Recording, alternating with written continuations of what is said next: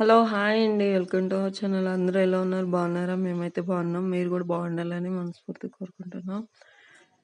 ఈరోజైతే పనంతా చేసేసరికి చాలా టైం అయింది. ఈరోజు మా ఆయన ఉదయాన్నే లేసి ఇంట్లో పూజ చేసి కానీ తొందరగా అన్నాడు. ఎందుకంటే ఆంజనేయ స్వామి గుడి కాడ వాకిలి పెట్టాలంట.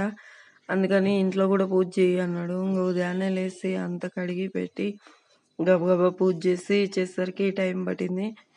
ఆంజనేయ స్వామి గుడిలో వాకిలి పెట్టాలి, దారబంధనం పెట్టాలని ఇంకా మా ఆయనైతే అప్పటికప్పుడు రెడీ అయిపోయి పాపము ఉదయాన్నే 5 గంటలకల్లా లేసి గబగబా రెడీ అయ్యి ఇంకా అదైతే పెట్టొద్దామని వెళ్ళిండు.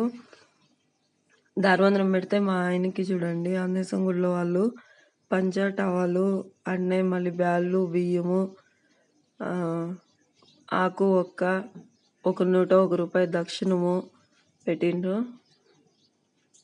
దారబంధనానికి అది మొత్తం దారబంధనం పెట్టేసరికి ఇవన్నీ ఇచ్చిండ్రు. ఇక్కడ అంతే, ఇక్కడ ఎవరైనా కానీ దారబంధనం పెట్టిండ్రంటే ఈ మొత్తం ఇస్తారు. బియ్యము, బొరుగులు, కారాలు, ఆకు ఒక్క, అలాగే కొన్ని బ్యాళ్ళు అన్నీ ఇస్తారు. ఇక్కడ దక్షిణం అన్నీ పెడతారు. చూడండి కొబ్బరి చిప్ప కూడా ఇచ్చిండ్రు. తినుపోండి పిల్లలు ఉన్నాయేమో పిల్లలకి అని.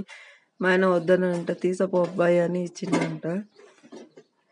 పంచ అయితే బాగుంది, మంచి పంచే ఇచ్చిండ్రు. చూడండి పంచ ఎంత బాగుందో.